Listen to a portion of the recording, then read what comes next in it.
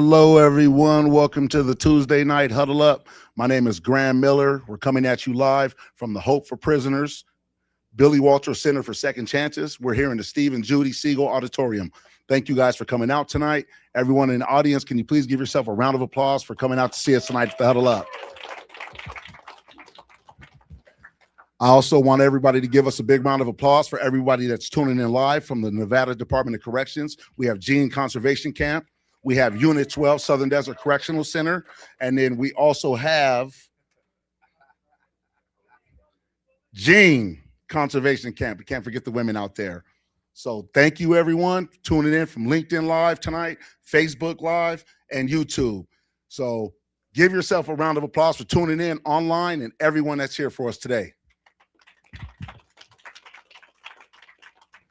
So first off, we have a wonderful guest speaker. We have a treat for you guys tonight.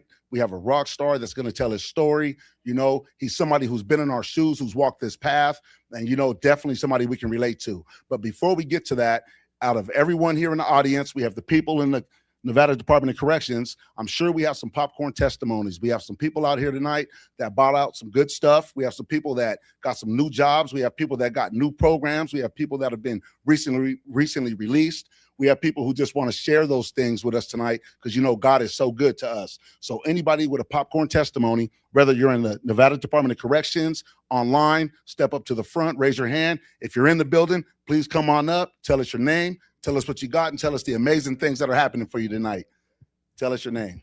Hi, my name is Paisley, and I brought somebody to Hope for Prisoners a few days ago, and they did the orientation today. Nice. And so I'm trying to bring everybody, you know. Bring them on in. Bring them on. So, yeah. Give her a round of applause for that. The more people you bring in, you know, the more success stories that we'll have to tell and people out here to share their story with us. Come on up, brother. Tell us your name. Give us that popcorn testimony you have today. My name is Jazz Moore, right? I come from 12A. I don't see 12A on the screen. I think they ain't available right now. I see my brothers here. I just got out yesterday, man. Here we go. I'm so excited. Where y'all at, man? I'm out here, man. Hey, look. Hey, I ain't gonna lie, Miss Sparks did her thing for me, man. I came in here and they did a fast track on me. I see all the brothers that got out last month. They out here, Chris, a lot of them out here, man. Y'all come out here and do y'all thing, man. I love y'all though, bro. Keep y'all head up though. Hey, I'm gonna tell you guys, Unit 12 is making it happen, man. Unit 12 is making it happen. They're coming home. These guys are success stories. You know, we got guys starting their own businesses. We got gentlemen out here getting jobs, getting certifications. So, you know, give them all a big round of applause for that, man. Salute to Unit 12 out there. Keep doing what you guys are doing. Anybody else in the building got a popcorn testimony for us? We have somebody. Oh, here we go. Tell us your name. Give me 1 second. Tell us your name and tell us what you got for us tonight. All right, my name here, and I made my board, so I'm going home soon. What? Give him a big round of applause for that. Where's your first stop? Okay. I gotta go get me some food because I'm tired of this Indian seafood. And then the Hope for Prisoners, come see us. Come see us. We'll be here waiting for you. Give her a big round of applause for that. We've got another popcorn testimony right here in the building. Then I'll get to you out there. Tell us your name and tell us what you got tonight. Hey, my name's Chris Caples, and I just wanted to come give a shout out to 12A. You know, I wasn't going to say anything, but Jazzman said something, so I seen Jack and Jeff and Ponce and Luke and everybody, man. Hey, there's all my fellas. Hey, guys, man, I just wanted to offer some words of encouragement, man. I miss all you guys, but I just offer you encouragement and keep doing what you're doing because out here, everything the Hope program does for us within the walls there in 12A is above and beyond. I mean, once you get out here, they just level up. So keep doing what you're doing. Stay positive, and see you guys soon. God bless you. That's right. Give them a big round of applause for that. Popcorn testimonies. We have anybody else? Here we go. Tell us your name and tell us what that popcorn testimony is. Okay. Hi, I'm Seta CC to those who know me, but I get out tomorrow. So, you know. Woo! Congratulations. Give her a big round of applause for that. Come to the building. We'll see you when you get here. We'll be waiting. We have another one. Tell us your name and what you got. coffee, and I also made my board and get out in a few weeks. Gene Conservation Camp making them paroles happen. Give her a big round of applause for that. Come up, step on up, tell us that popcorn testimony, and give us your name, sir. Hey, what's that? I just want to say what's up. Where 12A at, man? Yeah, because I don't see my guys, man. Hey, Steve, man, Hemi, all y'all guys, man. I had seen, I wasn't going to say nothing, but I had seen Steve, man. I heard about his condition. And I wanted to say, man, it's good to see you, bro. NO and all y'all guys, man, y'all make it out, bro. You know what I mean? That's where it's at out here, man. I can't wait to see y'all, man. We thick 12A, and we're going to be in the graduation next week, hopefully. And yeah, man, things good so far. So that's right. Give us some words of encouragement. What's the word of the day? I mean, man, love God, man. Love yourself, man. Focus on self-development, man. Y'all dodge all that sucker stuff. Y'all know what y'all going through, man. So I heard the unit to flip. So, man, y'all stay positive and stay encouraged, bro. You know what I mean? Because it's really real out here, man. So stay focused. That's right. Unit 12 making it happen. Popcorn testimonies. Anybody else in the building? I see we got some gentlemen up here from Unit 12A. I recognize both of you guys. Tell us your name. Give us that popcorn testimony. Will, Mr. Graham, it's good to see you out there doing something positive, man. I'm on my way, buddy. I love you. I love you too, man. I love you too. Hey, yeah, man, you know my name, but I'm gonna tell it like this, man. My name Prophet, bro, and I'm glad to see you out there doing the right thing too, man. That's a good thing. It's a good look, man. I've been waiting on you to come back since the last time you was up here talking, man. But you know what I'm saying? I'm up in here, man. I ain't gonna lie, bro. I was almost discouraged, man. We had a trap sent up here, man, and try to discourage us up in the scrum building, man. I had a week and a half left. I was about to quit and just do my thing out there, man, but you know, through the grace of God, bro, I kept it pushing, man, and I'm about to be done.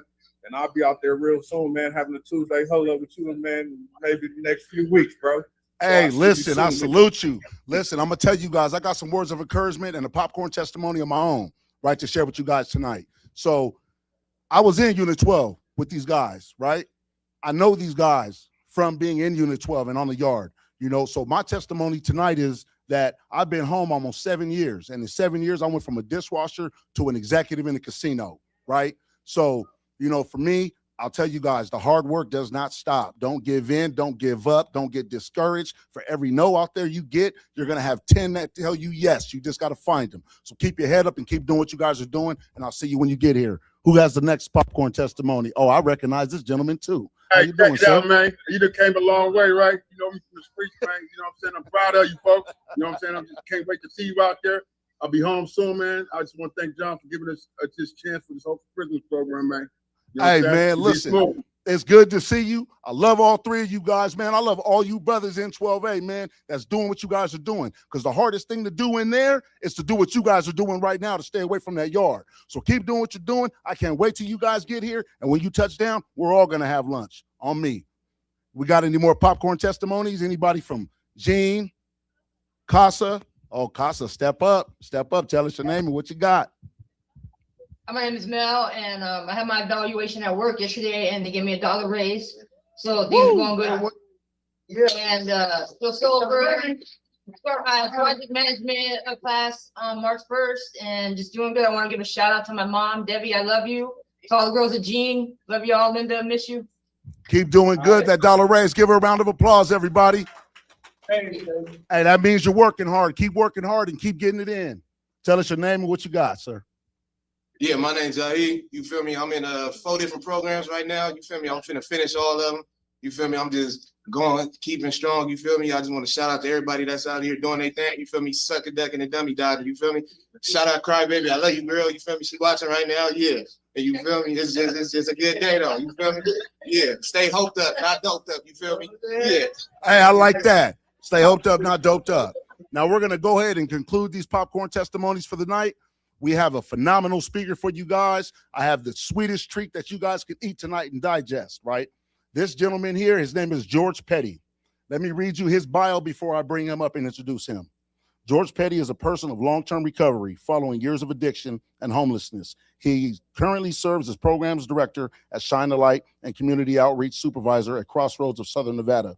George also serves on the board of directors for the Nevada Certification Board as a peer recovery support specialist supervisor. Representative, a Leadership Las Vegas class of 2025 graduate. Specializing in behavioral health, George has worked directly with individuals facing the challenges of alcoholism and substance abuse disorders since 2020. His lived experience informs his work, allowing him to meet people where they are with authenticity, compassion, and respect. Driven by a genuine desire to serve others, George approaches his work with empathy, fairness, and basic human kindness. His mission is to positively impact the community by breaking down barriers and reducing the stigma associated with homelessness, substance abuse disorder. George draws strength and inspiration from his family, especially his wife and his wife Nancy and his children Olivia and Adam. Their unwavering support continues to motivate his growth, leadership, and commitment to recovery and service. Everyone, give me a big round of applause and a big shout out for this gentleman, George Petty. Let me hear it.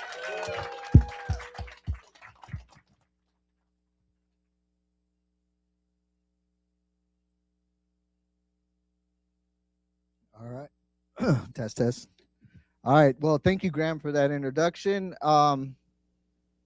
So first of all, I just want to thank John Ponder, Tiffany, and all the Hope for Prisoners staff for allowing me to come up here and present tonight to you guys, creating this safe space for me to be able to share my story. Shout out to John. You're in my prayers, dude, because I just found out that you were under the weather. So first and foremost, I just want to preface by saying I'm going to tell you guys a lot of stuff about my past, and it doesn't make me any more or less alcoholic than anybody else that I know that's in these rooms of recovery. So my name's George Petty. I'm an alcoholic. I want to start off by sharing a little bit of my past and where I come from, just so you have an understanding of what led me to where I'm at today. I grew up 150 miles from here in a little city called Barstow, California, in the middle of the desert. If any of you guys have went to LA, you probably passed through there. It's like the midway point. There's not a whole lot to do there. Play sports, ride dirt bikes, and for me, eventually do drugs and drink a lot of alcohol. I grew up in a real dysfunctional household. My mother was an alcoholic. I'm not saying she was an alcoholic because I'm diagnosing her. I'm saying she was an alcoholic because she was in and out of the rooms of Alcoholics Anonymous and in treatment centers, as far as I can remember. Some of my earliest memories were eating pizza on the floor with my brothers and sister that she would order, and then going to look for her, and she'd be passed out drunk in the bathroom. She eventually died in 2008. They said it was cirrhosis of the liver. I called it untreated alcoholism. During that time, I grew up in this household. I started drinking at a very, very young age. It was just always around. The people that I grew up in the neighborhood with were always drinking. If anybody grew up in the early to late 90s, it was 40 ounces of Mickey's, Garcia Vega green leaves, and I was tagging on walls because I thought I was a fucking gangster, you know what I mean? And I wasn't, and I came to find out later that I didn't have a gangster bone in my body. And, my friends that are over here can attest to some of that.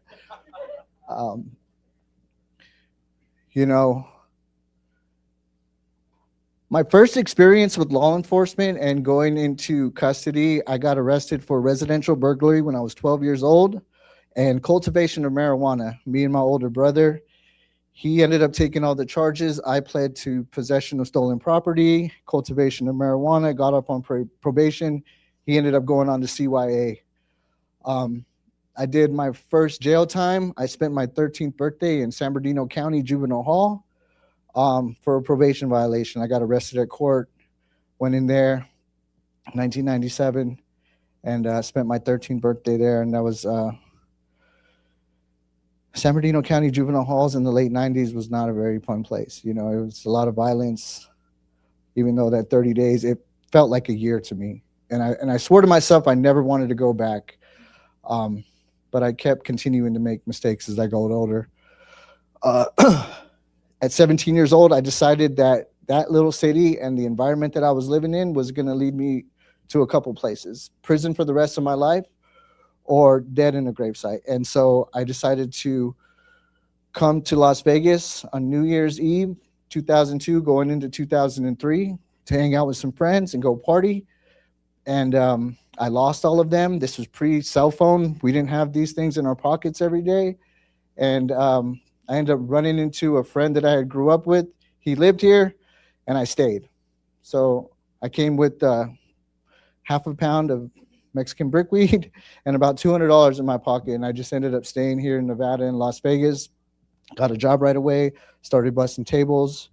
And that lifestyle kind of allowed me to drink how I wanted to. You know what I mean? Lived with a bunch of guys, and we just partied. I landed a job at the local casino, jumped into the hospitality industry. Fast forward years later, I met my wife, and we started a family. By age 25, we had a son together, and you know, I thought that I could control my drinking, but that wasn't really the case, because I was drinking in the morning and showing up to work drunk. First thing I would do when I would get off is I would swing by the gas station and pick up some beer. It just didn't lead me to the path that it eventually did at that time, and I thought that I was okay. Fast forward a little bit later, I was a bellman on the Strip. There's these oxygen tanks that are full of liquid, right? And so I'm moving it to the bell cart, and I'm transporting it to somebody's room. And as I'm lifting it off, the water shift, I hurt my back. Long story short, I ended up going to the doctor, and they over-prescribed me opiates. I was using at work. I was popping pills. I thought it was okay because I wasn't putting a needle in my arm or smoking on the pipe. I was just popping pain pills, and they were prescribed by the doctor until I wasn't. You know, my disease is progressively worse. I was abusing my medication. I would run out really, really early. So my neighbor, she would get a prescription of 120 Roxys. And at the time, she was addicted to heroin. Every day when I would get off work, I'd take her to the Eureka. She would score her drugs. I'd buy it for her, and she would owe me her entire prescription. And so one day we're taking this ride. She has no pills. If anybody's ever been on opiates, it's, you become physically dependent to it, and you withdraw pretty hard, right? And so I was dope sick, and she said, "Here, try this." I think that was the moment where I felt like I had arrived. I had snorted some heroin. Being the good husband that I am, I made sure that my wife did it with me because I was scared, right? I felt that if she knew that I was addicted to these drugs and she wasn't going on the ride with me, that she was going to eventually leave me. And so here we are. We have a 2-year-old baby son. He's just a great kid, super happy, and I'm starting to burn our life to the ground, right? And so we're snorting Roxys, we're doing heroin. I eventually get us evicted from our house into an apartment, from the apartment into another one, and we're constantly moving because the drugs were more important than to pay the rent, right? And so we ended up living with her parents, and at this time they can't stand me. I go out to the streets. I'm officially homeless. I can remember the first night that I slept in the park. I actually didn't sleep. I was walking around Charlie Frias Park on Tropicana and Decatur. Then I go into Jack in the Box, and they eventually kick me out. And I go into the Orleans Casino, and they eventually kick me out. And finally, I met a group of individuals that were homeless, addicted to drugs like I was, and we had a common bond that we would get high together. And so they lived in a wash, and I eventually started living with them.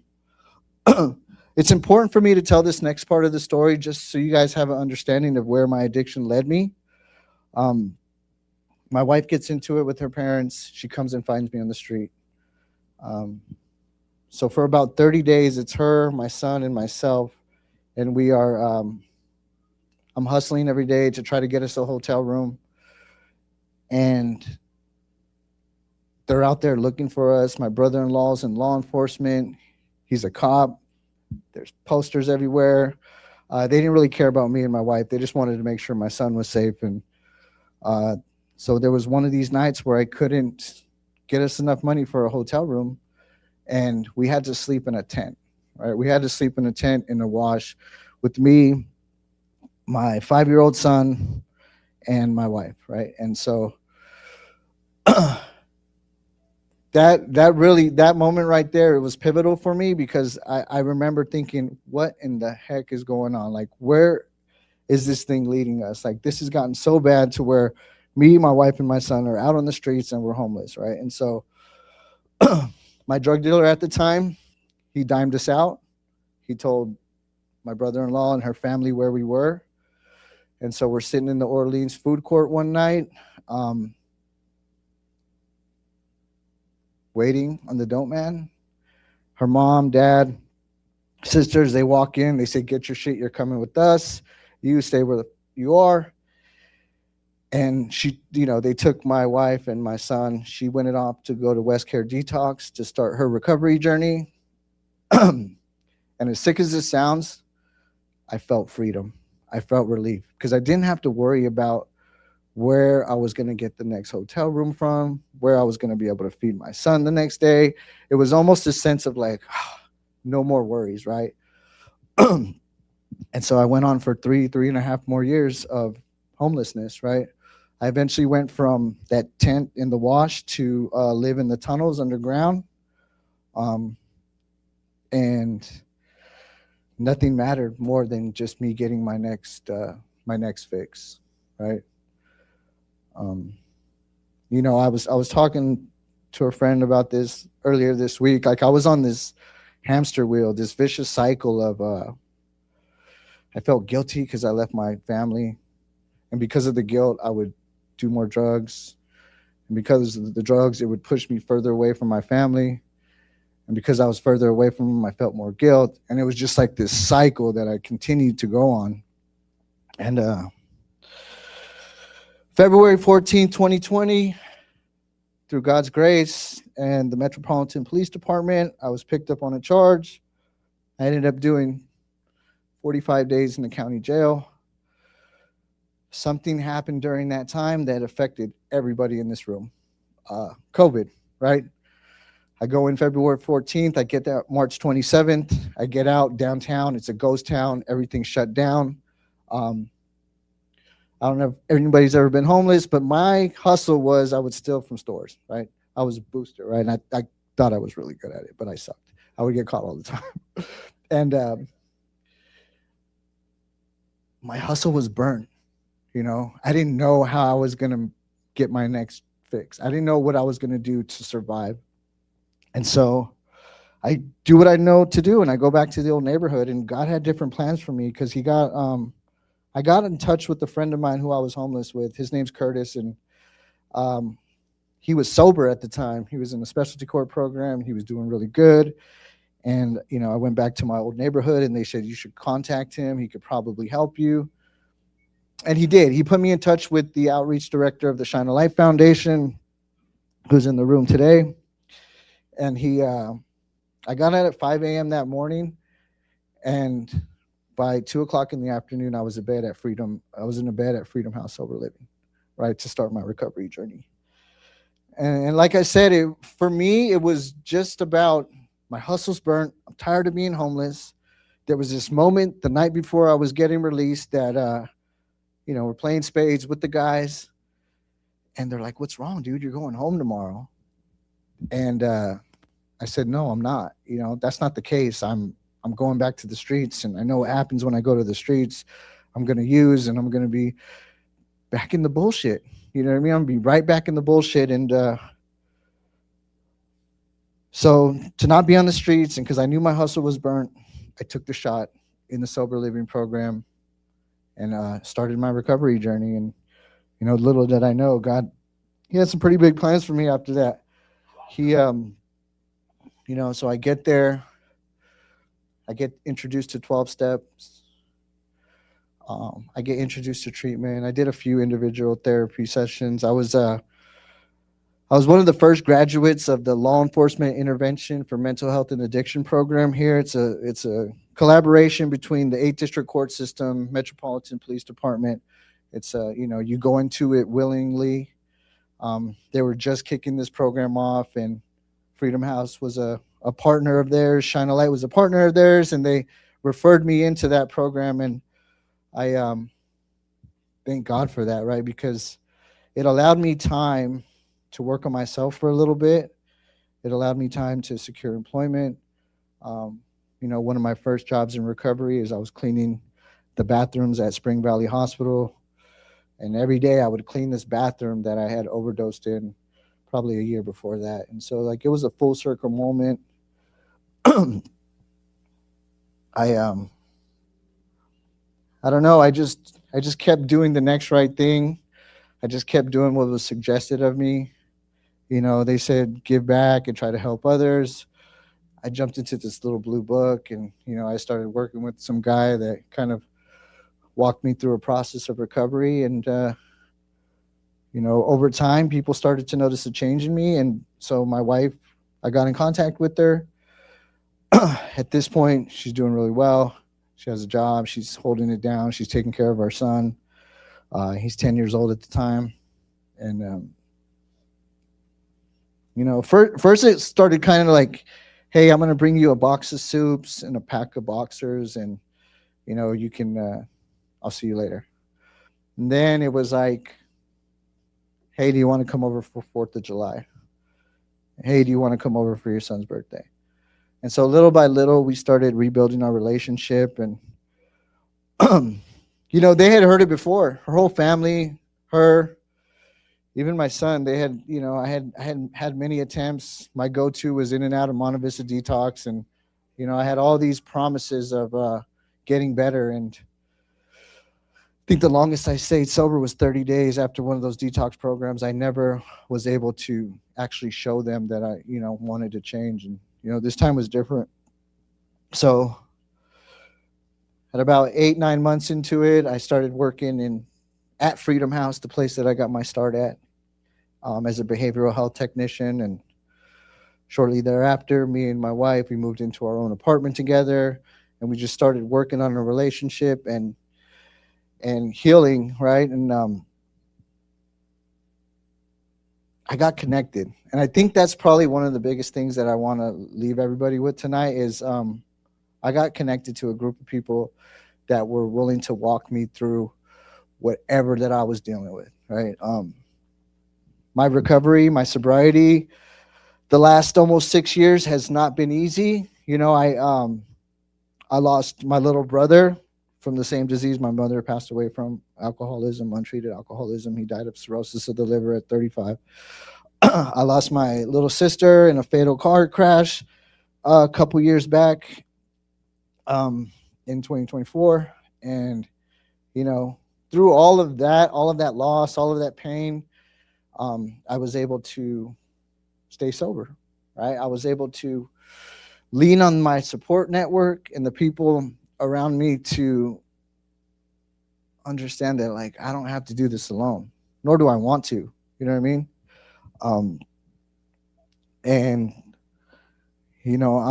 I'm here today only because of God's grace, right? So to be able to come from a really, really dark place, and when I say dark, I don't know if anybody's ever lived underground, but it's dark, to where I'm at today, and to be able to have meaningful relationships, and to be able to have my family back in my life. Since then we've had a little baby girl. She's 18 months old, and the part about that really, really touches me is, like, if I continue to keep doing what I'm doing, she's never gonna have to see her dad loaded like my son did, you know. And I hold on to that, you know, and I hold on to that, and I understand that like my sobriety isn't contingent upon her, my wife, my son, or anything like that, because for a long time I was willing to step over anybody who got in the way of my next fix, but today it's because I want to be sober, right? It's because that I have a set of tools and I'm able to practice them every day, and I'm able to come up here and be a service. And, you know, I hope that just one person hears something that resonates with them and gives them hope that they can recover. I wasn't the guy that ever went to prison, so I'm not going to sit up here and pretend like I know what it's like to be on the yard or anything like that. I was in and out of county jail, and that was enough for me, right? That pain of having to put my family and people I loved through some shit, that pain of having to go in and out and steady on that vicious cycle of addiction was enough for me to get sober. And I should probably be in prison. I should have been in prison for the amount of stuff that I done. But thank God that I never had to go down that path. Let me see how much time I got. I got a few minutes left. I don't know. I think that for me, it's just really important. Anybody out there in NDOC who's going to get released soon, find your tribe. Find some people that are doing the right thing. Find some people that are trying to stay sober. Find some people that you can get with and you can vibe with, that you can connect with, because recovery is it's a we thing. You know what I mean? We do it together. You don't have to do that by yourself, right? Come to Hope for Prisoners. Come to these huddle ups. Meet with your mentors. You know, you can come to Shine a Light. A lot of our staff has been in and out of the Nevada Department of Corrections, and you know they can they can walk with you through some shit. You know, I just want to leave you guys with this. It's one of my favorite quotes. It's by Denzel Washington. King Kong ain't got, no, I'm just joking. Don't just aspire to make a living, aspire to make a difference. And what I mean by that is you're going to come out, you're going to get connected with these fabulous jobs through Hope for Prisoners, and you're going to do big things. You're going to be an executive at a casino, and you're going to be a program director, and you're going to, you know what I mean? All these different things that you guys are going to be able to do, but where are you going to make a difference? And you can do it in your own way, right? Everybody's going to have their own path or their own way, and you just never know how you're going to impact somebody. You never know what you can do to make sure that, you know, they can continue one more day sober, or one more day out of custody, or one more day in custody. You know what I mean? So I appreciate you, Graham, the entire Hope for Prisoners team. Thank you guys for allowing me to come up here, share my story. Everybody out there on Facebook Live, shout out to my wife, Nancy, daughter, Olivia, Adam. I know you guys are watching at home, and have a great night, everybody. George, hang loose, hang loose. Hold up, George. Oh, shit. Man, that was great, brother. We appreciate you for that. Everybody give him a bigger round of applause than that. I'll tell you guys, George dropped a lot of jewels, and you know, we're going to open this up for some Q&A so everybody can kind of give him some feedback. You got questions, you got comments, you just like to make a simple statement, you want to piggyback off of something he said, you know, now's the opportunity to do that, you know, and I'll be the first with that. You know, like he said, making a difference is what matters, right? The impact that you can have on others without even knowing it, right?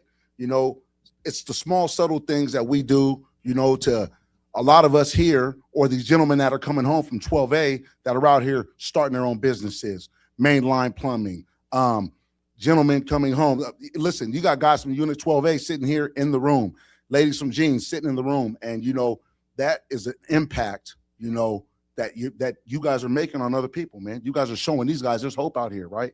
and it's really happening. So, you know, that's what it's about, is making that difference in society, man. You know, reach one, teach one. So, you know, I appreciate you for that, man.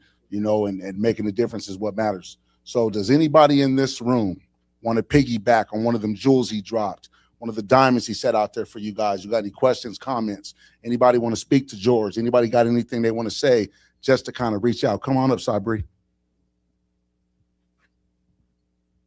What's your question and your comment for him, man? He mentioned how her family came and took away your wife and the child, and you didn't fight.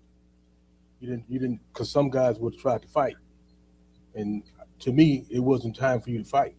It was time for you to let them go, because it seemed to me like the struggle for you wasn't just trying to take care of yourself, but trying to take care of them, and you couldn't do it. So I commend you in that moment for allowing them to come in and take over, because you continued on, right? But they went a different direction, and you got to do that sometimes. You got to let your loved ones go. So I commend you for that. Thank you, Sabri. George, you got anything you want to piggyback off that? No, I think just one thing, when it comes to my wife, and I don't want to put too much of her business out there, but at the end of the day, like, our literature talks about, given a sufficient reason, warning of a doctor, ill health or whatever, people can stop or moderate. I believe that was the case for her. They said, we're going to take your son away if you don't get help. And she was able to do that. And for me, they said, you can take your son away, you can take your housing away, you can take your wife away. And it didn't matter. I was, I'm the real one that had to go out there and get in enough pain. It talks about the moderate drinker or the real alcoholic. And then that's how I identify myself as, a real alcoholic. Thank you for sharing that with us, man. We appreciate that. Does anybody else in this room want to piggyback, want to, drop a jewel, drop a diamond, make a statement, question, comment? Anybody at Gene Conservation Camp, anybody at Three Lakes, anybody at Casa Grande, you got anything you would like to say or share with him, even something that can be motivational to us out here? Tell us your name, sir, and what's that question or comment? Yeah, my name is James Epps. I'm here in Unit 12A. I believe, Mr. Petty, that's a good nuggets you dropped, but I think what your thing is the grace. Outside of God's grace, just like John said, when you consistently make better choices, you created better habits for yourself. So, you know what I mean? And that goes a long way. You know what I'm saying? Outside of that, Mr. Graham, I was asked to see if you could pull up those three guys from 12A that's here in the crowd: Chris, Jazz, and Sippy. Y'all come back up on the stage. Give us 1 second. 1 second. Real quick. Make it quick. Make it quick. I don't want to deviate. I don't want to deviate from, the topic on hand for what we got. But what would you like to share with these gentlemen real quick? Yeah, that's what I'm talking about. I want to see all them Shout out to guys 12A. Yeah, we all in here. Thank you, man. Hey, Yeah. we miss y'all. We live with y'all. You know what I mean? Hey, where's Spider Mike? Where's Spider Mike at, man? What up, Lee? See, this is the impact that I'm talking about, and this is what should motivate you gentlemen in there to come out here and to, stand side by side with these brothers and come onto this program and step into these Tuesday night huddle ups. Does anybody else have any questions, concerns, statements? I know that gentleman too. Anybody you'd like to piggyback off of what he said in relation to, some of the jewels that he dropped, share that with us, what you guys got out there. Tell us your name, young lady, and what's your question or comment for Mr. Petty. Yes, I'll just say thank you so much for telling us your experience, folks. And I was wondering, what exactly did your daughter tell today? Good question. Shine a Light bridges the gap between crisis intervention and lifelong recovery. And kind of what that means is you go through an 18-month program where you go through treatment. You get all your vital documents back. You get connected to medical, dental, vision. You do job training at a place like Hope for Prisoners or one of the other places. You secure employment. You get a bank account. You do everything to recreate your life in about an 18-month span, and you're designated a case manager through that process who sticks with you the entire time. And I oversee that programming along with all of my friends here that are here in the audience today. Everybody from Shine a Light, come on up. Come on up. All Let's his go. colleagues and friends, come on up. I want to show everyone the impact of some of the gentlemen, just in case you guys recognize these men and these women, you know, and tell us your name and a little bit about yourself. I'm Blake. I've got over 3.5 years sobriety. I was in and out of jail, been to prison. You know what I mean? I went back on a parole violation and got out and got surrounded by all these guys, and it changed my life. Nice, nice. My name is Mario Johnson. I'll have 5 months clean and sober next month. 5 years. 5 years. And I'm a case manager at the Shine a Light Foundation. Nice, nice. Hey, my name is Brent. I am the engagement liaison at the Shine a Light Foundation. And just 5 short years ago, I was sitting in a cell at Southern Desert. So everybody that's over there, I just want to let you know, keep your head up, come on out, and keep it positive, and find the right thing, okay? Because it's available for you, I promise. My name is Kelsey. I'm the referral coordinator. I am a Shine a Light graduate, and I ran the same block as George for many years. Yeah. Yeah, you did. Yeah. My name is Robert Banghart. I am the VP of Community Integration for the Shine a Light Foundation. They call me Fro.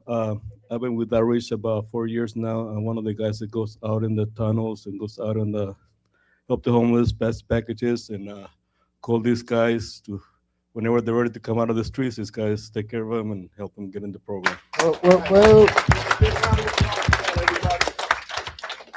Thank you to you guys, and thank you for what you guys do. You know, George, you have a hell of a network there, man. Graham, can I ask you one thing? Can you call me the good doctor just one time, since John D. Ponder is not in the building, and I know he was probably going to call me the good doctor. You are the good doctor, Mr. George Petty. Do we have anyone else? Gene Conservation Camp, step up, tell us your name, what's your question or comment for Mr. Petty or his colleagues? I am Sophie. So at any point in time when you started reuniting with your family, did you feel like you didn't belong, like you just didn't belong around them anymore? Like it was just weird? And how did you overcome that? And also, what was the most challenging part about rebuilding your relationship with your son and your in-laws? Ooh, that's a good one. That's a good one. Yeah, it was baby steps going into it. Like I said, I had to, come around for a little bit. I had to show them with action that I was serious this time. Blake and, a couple of my guys were reminding me earlier. When I first came back, and I never remembered this happening, but my son's like, "Hey, Dad, remember in the Jack in the Box bathroom, you put a needle in your arm, right?" And I never thought that I had done that in front of him, but he obviously remembered that day. And so there was a lot of things that we had to overcome together as a family. But I can tell you today, through the process of recovery and all the healing that we've done together, like he's 15 and a half years old now. I never miss a soccer game. He plays for his high school team. He plays club soccer. He used to play club baseball. And I coached his little league team. So we've just have this amazing relationship. And you would never know that we went through all of that stuff together. And it sounds crazy to say, but us going through all of that and brought us to a place we are today, it makes our relationship really, really strong. Thank you for sharing that. Give him a big round of applause for that, everyone. That's hard to share that. Thank you for the honesty and being open about that, George. Yeah. Do we have any more questions, comments, concerns? Anybody want to drop a jewel on George? Anybody want to piggyback? Come on up. Tell us your name. Tell us what that question, that comment is from Gene Conservation Camp, 3 Lakes, Casa Grande. I know some of you guys in the building have some questions. Somebody in here has a question. I'll start pointing people out. All right. So nobody want to piggyback on them jewels? Oh, we have one coming on up. Come give us your name, your question or comment, or something that you would like to share with Mr. George Petty. Hi, my name is Michelle, and George, I just wanted to tell you, your testimony was so powerful to me, that you came out of homelessness and addiction, and I can clearly see that God's hand was over your life. And I just want to congratulate you. And I also come from homelessness and addiction, and I start full-time college next week. This is my last hope. Congratulations. Give her a big round of applause for that. Inspiring. It gives me hope for the future. And I just want to say hello to my family and hi to my baby, Sean. All right, have a good night. Thank you for that. Thank you for that. Do we have any more questions, comments, concerns? Anyone want to drop a jewel? Anybody want to piggyback off of one of his? Come on up. Come on up. Tell us your name and give us what you got.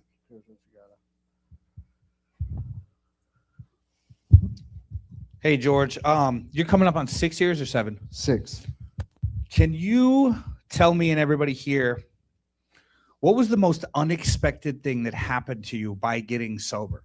I know that once we first come into this thing, we know like there's going to be the obvious, right? Like we're going to get a job. We're going to hopefully get our family back in our life. We're going to, make a difference in what it is that we want to do. But what's the most unexpected thing that's happened to you in this 5.5, almost 6 years of your sobriety that you didn't see coming that you're super grateful for today? Oh, that's a good one. That's a good one. I would say there's been a lot of like spiritual experiences and moments along the way that I can look back on and say that like, wow, I never expected this to happen. High or sober, but so I have a sister-in-law who for the longest time really, really hated my guts. Like she could not stand me. She wanted nothing to do with me. And I can tell you today, like for her and my relationship to be really, really good out of all of the sister-in-laws, my wife has 6 sisters, or 5, I'm sorry, 5. And, just to be able to have the relationships with her family the way that I do today, was probably the most unexpected thing. I never thought that they would welcome me back and love me the way that they do today. I thought there would always be some animosity for the amount of stuff that I put their daughter, sister through. So for me, probably that's one of the most unexpected things. But like I said, there's a lot of like different things that I've been able to be a part of and do in the community that's just, it blows my mind when I think about it. It does. It really does. It's it is possible. I'll tell you, it's the irony in you sharing that. It shows you how good God is, right? God is great. Like for you to say that, and it's funny you mentioned sister-in-laws because, my in-laws, right? You couldn't pay my mother-in-law, my father-in-law, my sister-in-law, any of them to ever think that they would have the relationship they have with me today, right? So we have a lot of similarities, right? It's one of those things where I was hated with a passion, like passion, straight hate. And for the things that I put my wife through, Rightfully so, their right, daughter, their sister, rightfully so. And for me to have the dynamic that I have with my sister-in-law today, like it's amazing, right? And I wouldn't trade it for the world. So by you sharing that, it just shows, we're from 2 different ends of the spectrum, right? Never knew each other a day in life, but yet all of us, we have those same similar experiences and those same family obstacles and things we go through, whether it's sobriety, substance abuse and whatnot, and because of those things, that's why those things happened, right? So we changed that and then look at what we have today, right? All of us sitting here in the room sharing stories that are, I'm sure some of you guys have a similar story out there today, so once again, let me go ahead and thank you for coming out tonight, George. It's an honor and a pleasure, my brother. Good Dr. George. Good Dr. George Petty. Everybody give him a big round of applause for good Dr. George Petty tonight. Thank you, guys. Thank you. Well, I'll tell you guys, this Tuesday night Huddle Up has been a treat. It's been an honor and a pleasure. We're going to keep everyone in our prayers tonight.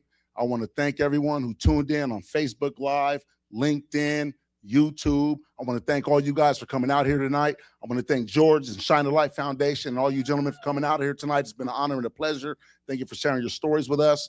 The the Tuesday night huddle up just gives us these opportunities to bond with each other, you know. And sometimes, you know, I wouldn't trade it for the world. You know, John calls, I come, you know, just like some of you guys out here. So, you know, once again, thank you guys. Thank you to Gene Conservation Camp, Casa Grande Transitional Housing Center.